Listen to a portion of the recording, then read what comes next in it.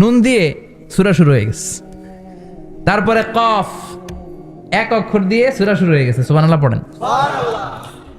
এবার বলেন 2 অক্ষর দিয়ে সূরা শুরু হয়েছে এরকম সূরা বলেন।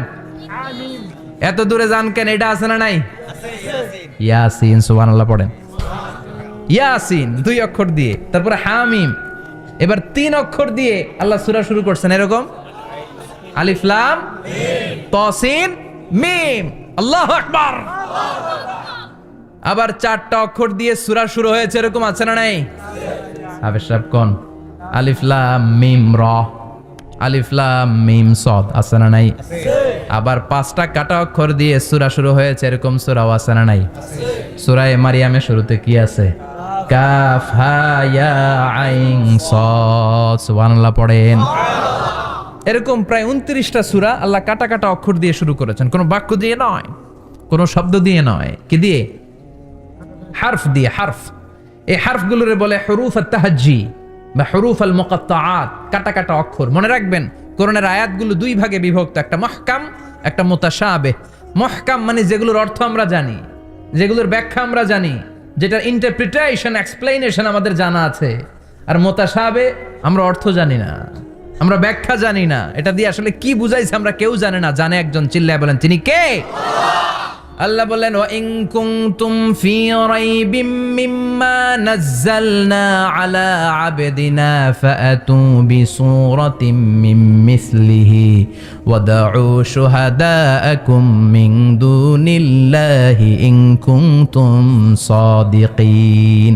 আল্লাহ বললেন ও জাহেলি যুগের লোকেরা, শোনো শোনো, এত আরবি কবিতা বানাতে পারো, এত গল্প লিখতে পারো, আরবিতে এত নোবেল বানাতে পারো, উপন্যাস বানাতে পারো, আর্টিকেল লিখতে পারো, আমার নবীর উপর যে কোরআন আমি নাজিল করেছি এই কোরআনের ব্যাপারে অন্তরে যদি কোনো সন্দেহ থাকে, বাপের বেটা হলে পারলে কোরআনের মতো একটা সূরা বানিয়ে নিয়ে আসো।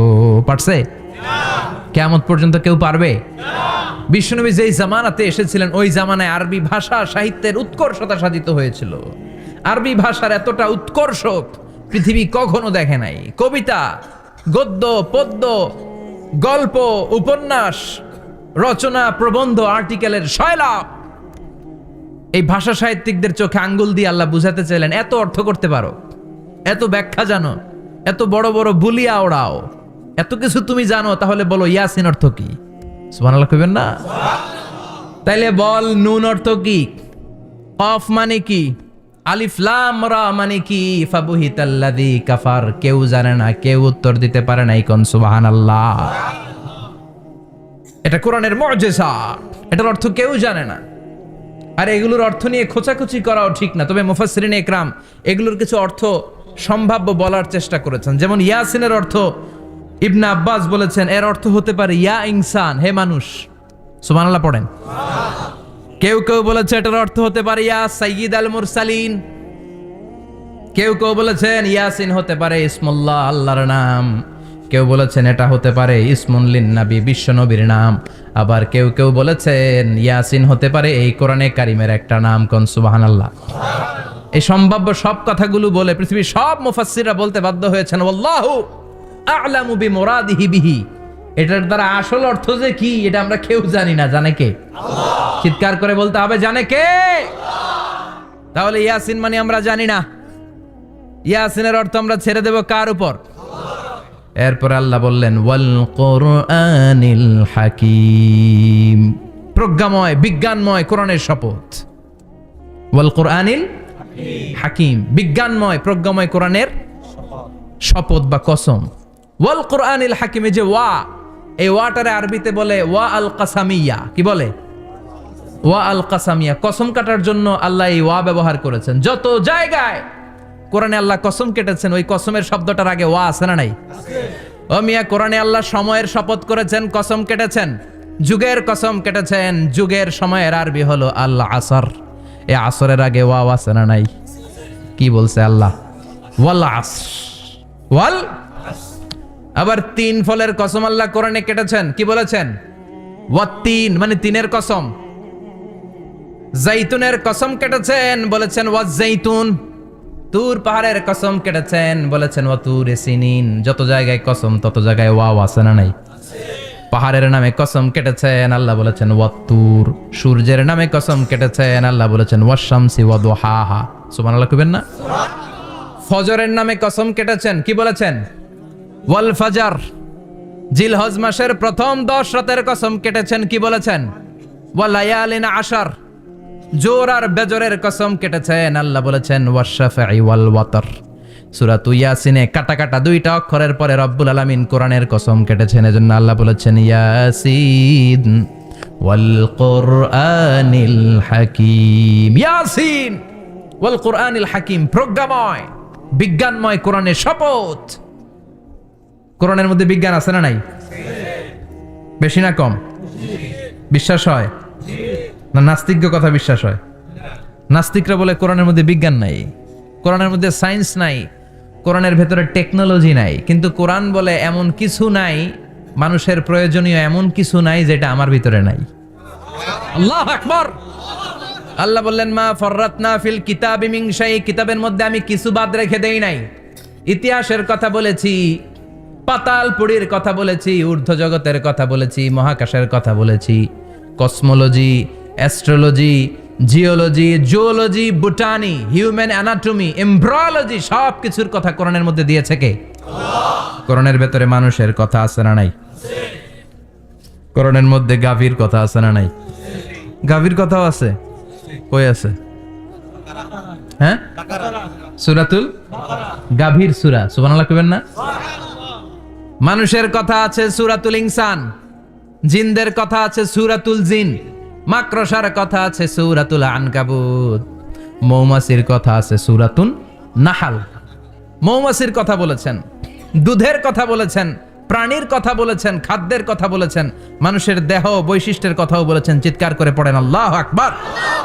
আল্লাহ বললেন ওয়া আওহা রাব্বুকা ইলান নাহলি আনিত্তাখিযি মিনাল জিবালি বুয়ুতাও ওয়া মিনাশ শাজারি ওয়া মিম্মা ইয়ারিশুন। সুবহানাল্লাহ পড়েন। ওয়া আওহা রাব্বুকা ইলান নাহল, আল্লাহ মৌমাছির কাছে সিক্রেট মেসেজ পাঠিয়েছেন। সুবহানাল্লাহ পড়েন। ওহীকে আরবিতে বলে সিক্রেট মেসেজ। সায়েন্টিফিক আলোচনা শুরু হইতেছে, মনোযোগ আছে না গেছে? জিমানি ধরছে? হ্যাঁ, মনোযোগ আছে না গেছে? তাকবীর দেওয়া যাবে? জোরে না আস্তে? শুরুতে বিবাহিতরা দেন, এরপরে অবিবাহিতরা দেন, এরপরে সবাই মিলে দেন। বিবাহিত কারা কারা দেখি?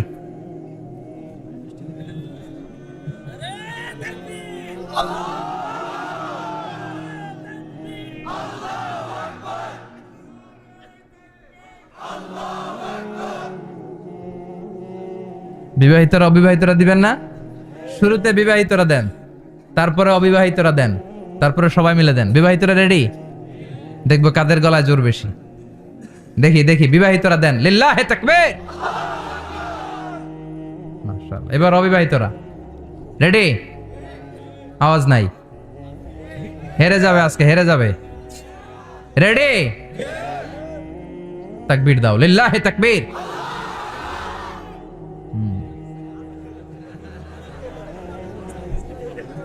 ইয়াংদের পারফরমেন্সই আলাদা, আওয়াজ বেশি। এবার সবাই মিলে তিনটা, লিল্লাহি তাকবীর, লিল্লাহি তাকবীর, লিল্লাহি তাকবীর। আল্লাহ মৌমাছিকে ওহী করেছেন, কি করেছে দেখেন। ওয়াল কুরআনিল হাকিম, আল্লাহ যে বললেন শেষ হবে না এই কথা। ওয়াল কুরআনিল হাকিম, বিজ্ঞানময় কোরআনের শপথ, প্রজ্ঞাময় কোরআনের শপথ। বিশ্বনবী বলেন লা তুহসা আজাইবুহু, কোরআনের আশ্চর্যান্বিতার কোনো শেষ নাই। ওয়ালা তাবলা গারাইবুহু, কোরআন কোনোদিন কারো কাছে পুরাতন মনে হয় না। ফিহি মাসাবিহুল হুদা, কোরআনের মধ্যে আছে হেদায়েতের মশাল। ওয়া মানারুল হিকমা, কোরআন হলো বিজ্ঞানের সুউচ্চ মিনার। লা তুহসা আজাইবুহু, কোরআনের আশ্চর্যান্বিতার শেষ নাই। যতই পড়বেন আপনি আশ্চর্য হয়ে যাবেন, যতই স্টাডি করবেন, যতই অধ্যয়ন করবেন, আপনার চোখকে খুলে দিবে কে? ওয়ালা তাবলা গারাইবুহু, কোরআন কখনো পুরাতন হয় না। পুরান হয় নাকি? যার বয়স 50 বছর ধরে নামাজি মানুষ, প্রতি নামাজের প্রত্যেক রাকাতে কোন সূরা পড়া লাগে?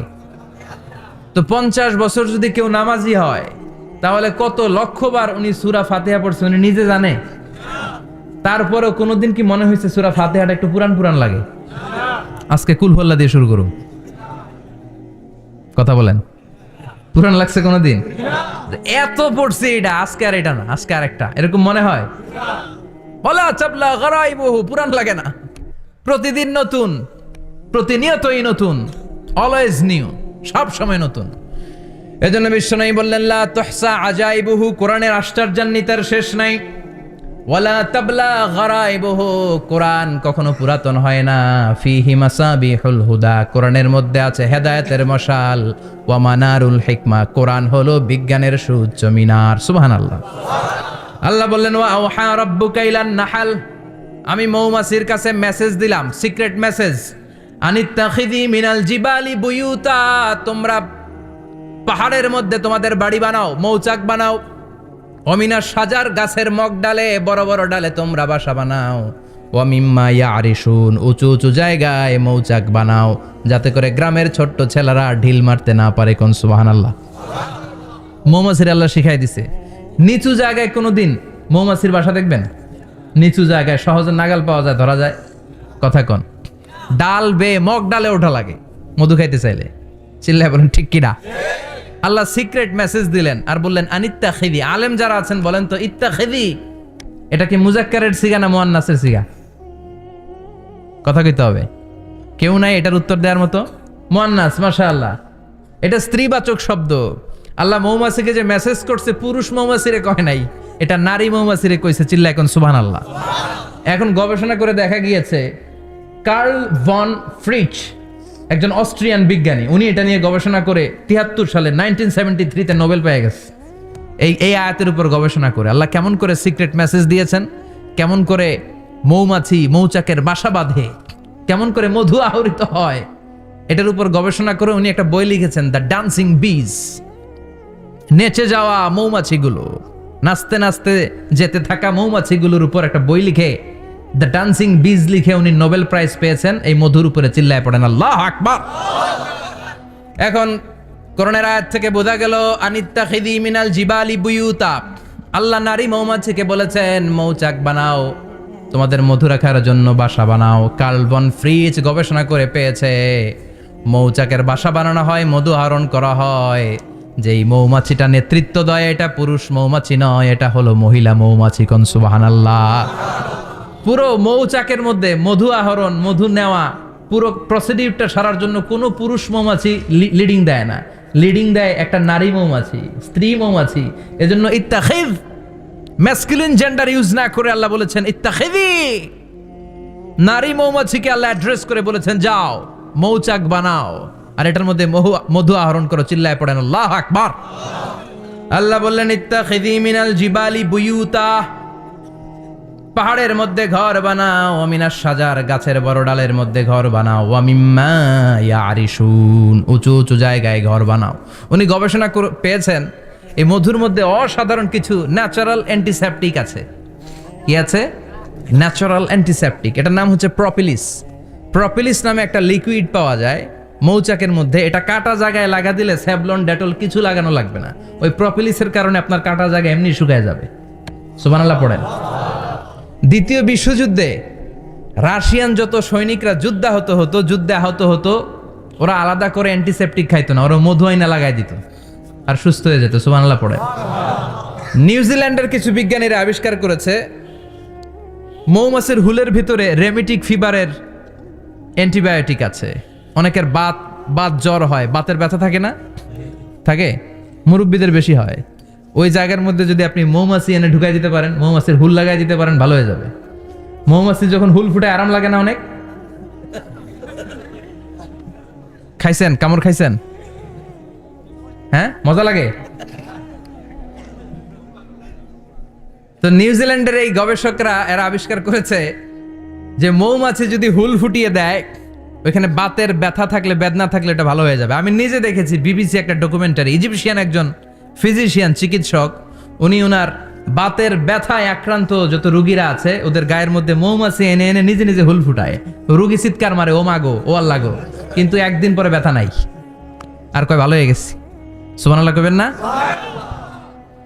তো এজন্য এই কার্ল ভন ফ্রিচ 1973-তে দ্য ডান্সিং বিজ লেখে গোটা বিশ্বকে তাক লাগিয়ে দিয়েছে। তার গবেষণার প্রতিটি পয়েন্ট কোরআনের এই আয়াতের সাথে মিলে যায়। চিৎকার করে পড়েন আল্লাহু আকবার।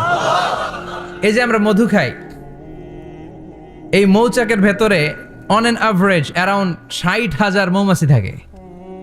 3 ভাগে, একটা হচ্ছে কুইন বি, একটা মেল বি, আর একটা হচ্ছে ওয়ার্কার বি। একটা থাকে রানী মৌমাছি, এর নেতৃত্বে সবাই চলে। আর একটা থাকে মেল বি, পুরুষ মৌমাছি, বংশ বাড়ানোর জন্য এদের কাজে লাগে। আর সব হচ্ছে ওয়ার্কার বি, সবাই কাজ করে। আল্লাহ বললেন সুম্মা কুলি মিন কুল্লি সামারাত ফাসলুকি সুবুলা রাব্বিকি যুলুলা।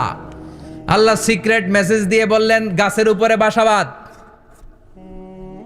পাহাড়ের উপরে মৌচাকের বাসাবাদ, উঁচু উঁচু জায়গায় তোমরা তোমাদের বাসা বাঁধো। সুম্মা কুলি মিন কুল্লি সামারাত, এরপর এলাকার যত মিষ্টি মিষ্টি ফুল আছে, ফল আছে, ওখান থেকে রস নিয়ে আসো। সুবহানাল্লাহ। পুষ্প রস সংগ্রহ করে মধুগুলো, এটার বলে sweet nectar. They collect the sweet nectar from the flowers. এবং মধুর মধ্যে এত চমৎকার জিনিস থাকার কারণ হচ্ছে মৌমাছিগুলো ওই এলাকার সব ধরনের ফুল, ভালো ভালো সুগন্ধযুক্ত ফুল ফল থেকে রস নিয়ে আসে। তো এই গাছগুলোর মধ্যে বনাজি গাছ আছে না নাই? ঔষধি গাছ আছে না নাই? এজন্য মধুরে বলা হয় সব রোগের ঔষধ। যত বনাজি ঔষধি গাছের নির্যাস আর পুষ্প রস আছে, সব আল্লাহ মধুর ভিতরে ঢুকায়া মধুকে আল্লাহ ন্যাচারাল ভ্যাকসিন বানিয়ে দিয়েছেন। চিল্লায়ে পড়েন আল্লাহু আকবার। আল্লাহ বললেন সুম্মা কুলি মিন কুল্লি সামারাত, সব ফল আর ফুল থেকেই নেকটার পুষ্পরস নিয়ে আসো।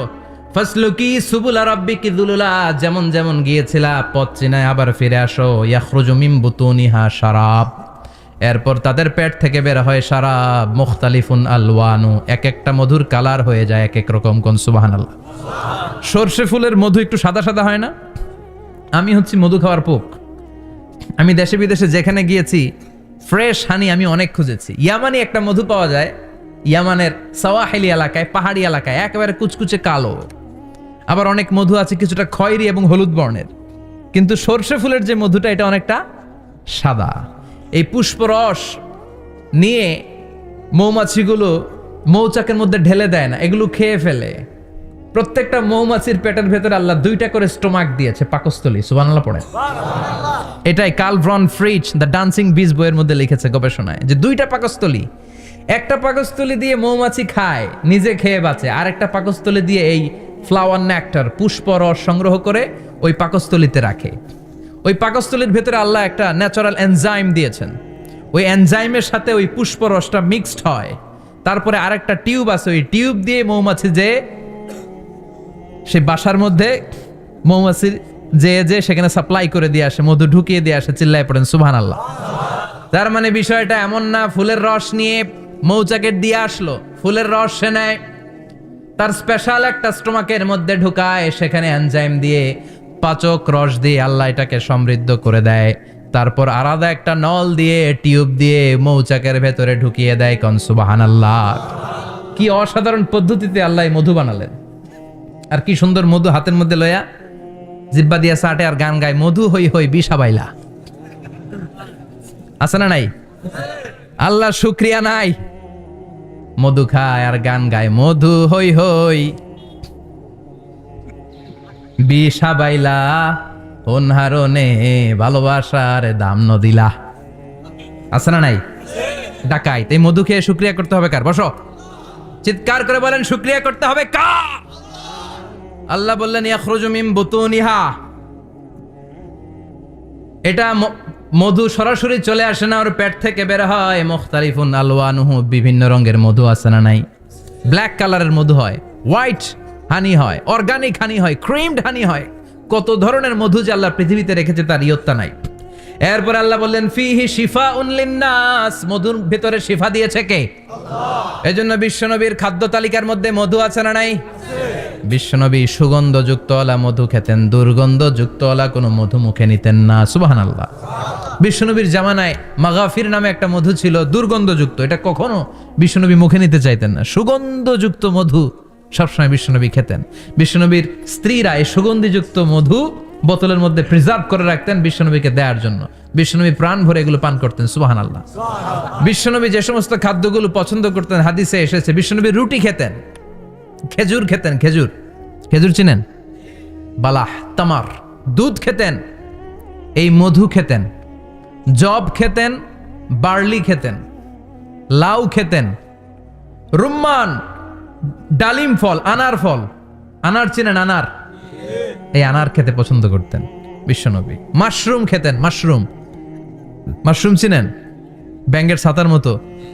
রেস্টুরেন্টে ইদানিং মাশরুমের স্যুপ পাওয়া যায়, এটা খাবেন। যাদের চোখের জ্যোতিতে সমস্যা, দৃষ্টিতে সমস্যা, খাবেন। হাদিসে এসেছে আল কামআতু মিনাল মান ওয়া মাউহা শিফাউন লিল আইন।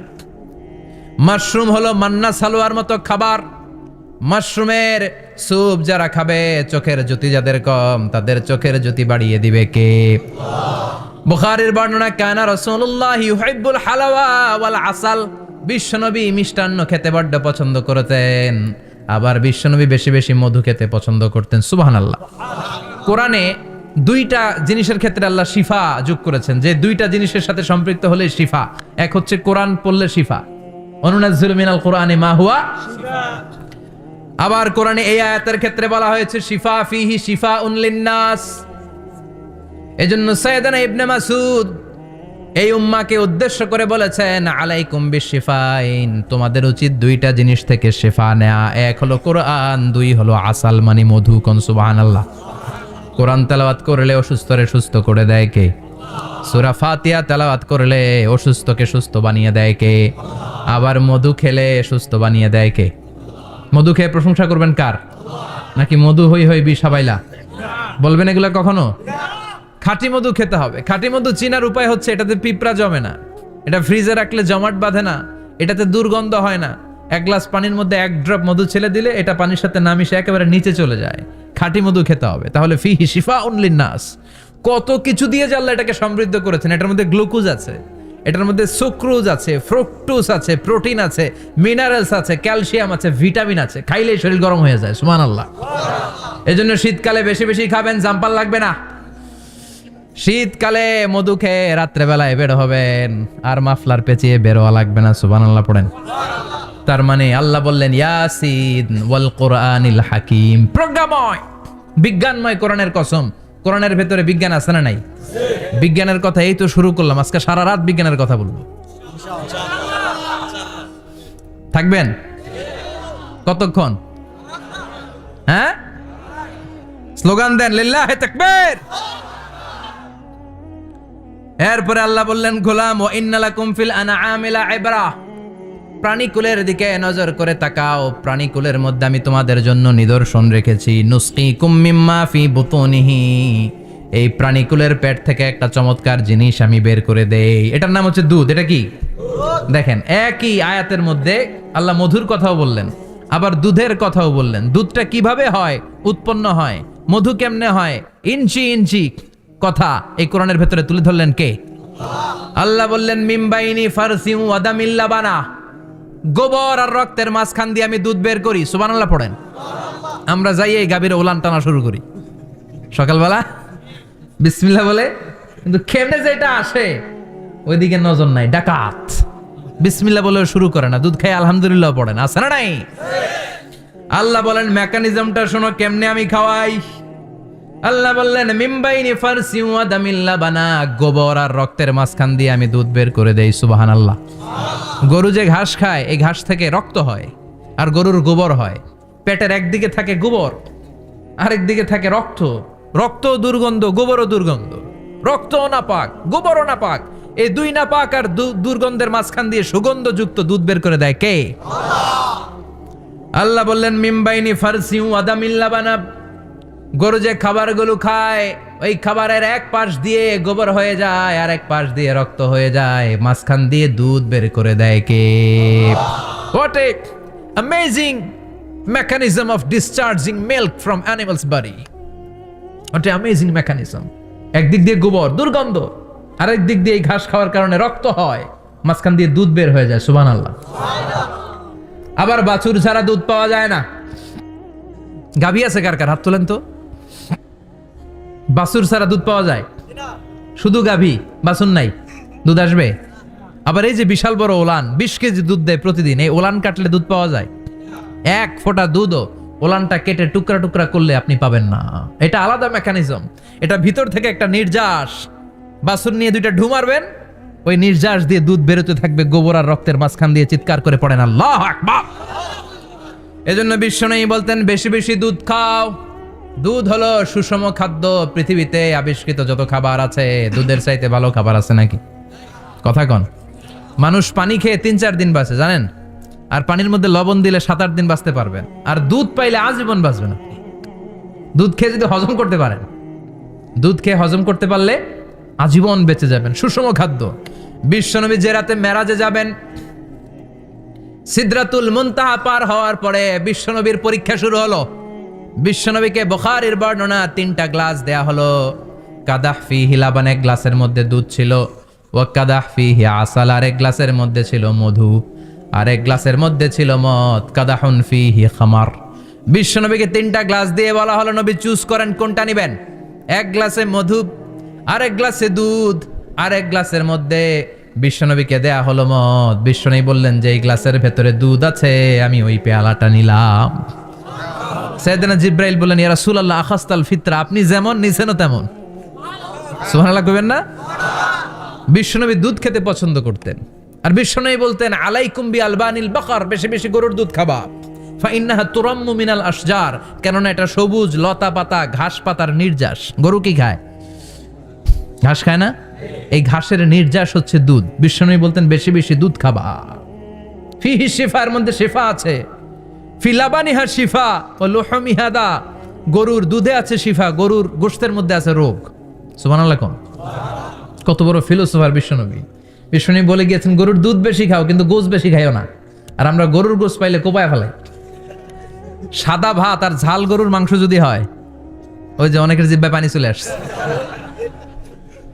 সুবহানাল্লাহ কইবেন না? বিশ্বনবী বলতেন দুধ খাও, গোশ খাইও কম। গরুর গোশত কম খাবা, গরুর দুধ বেশি খাবা। সুস্থ রাখবে কে? আল্লাহ। আবার বিশ্বনবী মায়েদেরকে বলেছেন ও মায়েরা, সন্তান হওয়ার পরে 2 বছর দুধ খাওয়াবা। আল্লাহু আকবার। ওয়াল ওয়ালিদাতু ইউরদি'না আওলাদাহুন্না হাওলাইনি কামিলাইনি লিমান আরাদা আন ইউতিম্মার রাদা'a। সন্তান যারা পেয়েছো মায়েরা, বোনেরা, 2 বছর দুধ খাওয়া সন্তানকে সুস্থ রাখবে কে? আল্লাহ। বাচ্চা ডেলিভারির পরপরই আল্লাহ তাআলা মায়ের বুকে একটা দুধ দেয়, এটাকে বলে শাল দুধ। এটা হচ্ছে বাচ্চার জীবনের প্রথম প্রাকৃতিক টিকা। সুবহানাল্লাহ কয় না?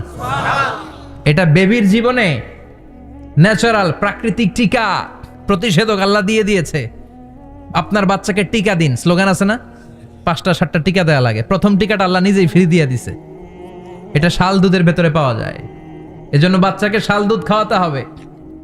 তার ব্রেনের গ্রোথ হবে, সে শক্তিশালী হবে, সে দেশপ্রেমিক হবে, সে আল্লাহওয়ালা হবে। চিল্লা এখন ঠিক কিনা?